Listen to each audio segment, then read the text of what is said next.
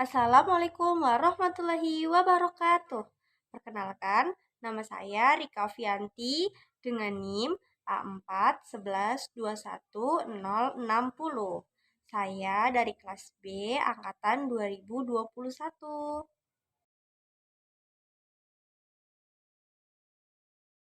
Pada kesempatan kali ini, saya akan menjelaskan program kurikulum Merdeka, yaitu transisi PAUD ke SD yang menyenangkan. Nah, jadi pada program ini memiliki 3 gerakan. Nah, gerakan yang pertama itu menghilangkan tes calistung pada penerimaan peserta baru di sekolah dasar. Nah, terus gerakan yang kedua itu menerapkan masa perkenalan bagi peserta didik baru selama 2 minggu pertama di PAUD dan di SD. Nah, selanjutnya yang gerakan yang ketiga itu menerapkan pembelajaran yang membangun 6 kemampuan fondasi pada anak.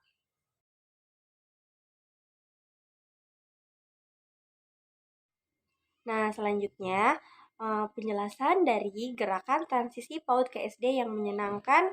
Yang pertama itu ada menghilangkan tes calistung pada penerimaan peserta didik baru di SD, yang dimana setiap anak itu memiliki hak untuk mendapatkan layanan pendidikan dasar dengan baik. Nah, sangat tidak tepat apabila anak diberikan syarat tes untuk dapat mendapatkan layanan tersebut. Nah, seperti yang kita ketahui bahwa pendidikan anak usia dini itu tidak ditekankan untuk calistung. Jadi, sebagaimana kurikulum yang ada pada tahun ini, yaitu kurikulum Merdeka, ditiadakannya tes calistung. Nah, selain itu juga tes baca tulis juga sudah dilarang dalam peraturan pemerintah nomor 17 tahun 2010 tentang pengelolaan dan penyelenggaraan pendidikan, dan pada peraturan Menteri Pendidikan, Kebudayaan, Riset dan Teknologi pada nomor 1 tahun 2021 tentang penerimaan peserta didik baru. Nah, poin yang kedua ada gerakan transisi PAUD ke SD yang menyenangkan, yaitu satuan pendidikan perlu menerapkan masa perkenalan bagi peserta didik baru selama 2 minggu pertama. Nah, yang dimana dari pihak sekolah itu sendiri memfasilitasi anak serta orang tua untuk berkenalan dengan lingkungan belajarnya, yang bertujuan peserta didik baru itu dapat merasa nyaman dalam berkegiatan belajar.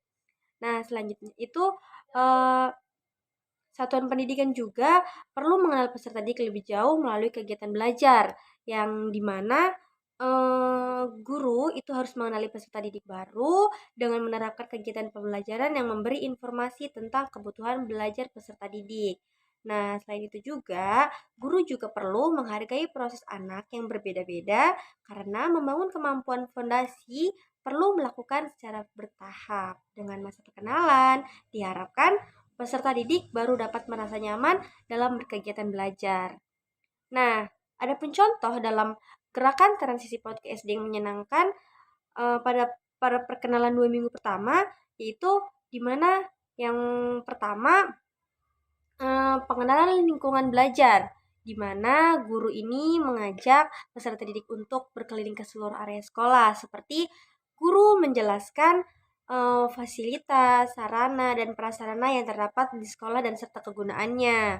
Ya, terus selain itu juga guru ini mengajak peserta didik untuk mengenal warga sekolah, teman kelasnya, dan para guru-guru yang ada di sekolah itu, dan para warga sekolah lainnya. Dan yang kedua itu mengenalkan kegiatan yang dilakukan mulai waktu anak datang ke sekolah hingga waktu pulang sekolah. Nah, maksudnya ini kegiatannya seperti guru memberitahukan kepada anak dan memberikan pembiasaan kepada anak ini untuk tidak dijaga lagi dijaga orang tuanya. Nah, selanjutnya pada gerakan transisi PAUD ke SD yang menyenangkan, pada poin ketiga, yaitu satuan pendidikan perlu menerapkan pembelajaran yang membangun 6 kemampuan fondasi anak. Nah, yang dimana kemampuan pertama itu mengenal nilai agama dan budi pekerti. Yang kedua, keterampilan sosial dan bahasa untuk berinteraksi. Yang ketiga, kematangan emosi untuk berkegiatan di lingkungan belajar. Yang keempat, kematangan kognitif untuk melakukan kegiatan belajar seperti kepemilikan dasar literasi dan numerasi. Yang kelima, membangun keterampilan motorik dan perawatan diri untuk berpartisipasi di lingkungan belajar secara mandiri. Dan yang terakhir, yang keenam, yaitu pemaknaan terhadap pembelajaran yang positif. Kemampuan fondasi adalah hak setiap anak. Nah, gerakan transisi PAUD ke SD yang menyenangkan ini adalah gerakan bersama yang mendasari transisi peserta didik baru dengan cara yang menyenangkan dan dimulai sejak tahun ajaran baru. Nah, padahal membangun kemampuan pada anak perlu dilakukan secara bertahap dan dalam cara yang menyenangkan agar manfaat dari pembelajaran tercapai. Nah, kita perlu juga mengakhiri miskonsepsi tentang pembelajaran mulai dari sekarang, yaitu dengan cara yang pertama, transisi PAUD ke SD perlu berjalan dengan mulus, di mana proses belajar mengajar di PAUD dan di pendidikan sekolah dasar pada kelas awal harus selaras dan berkesinambungan. Nah, selanjutnya yaitu fondasi dibangun secara holistik, di mana setiap anak memiliki hak untuk dibina agar mendapatkan kemampuan fondasi yang holistik, bukan hanya kognitif, melainkan juga kematangan emosi, kemandirian, kemampuan berinteraksi, dan lain sebagainya. Nah, selanjutnya itu kemampuan literasi dan numerasi dibangun bertahap dikarenakan kemampuan dasar literasi dan numerasi dibangun dimulai dari PAUD, namun secara bertahap dengan cara yang menyenangkan. Nah, setiap sekolah adalah proses, bukan hasil. Setiap sekolah bukanlah upaya pelabelan antara anak yang sudah siap atau belum siap, melainkan sebuah proses yang perlu dihargai oleh satuan pendidikan dan orang tua yang bijak.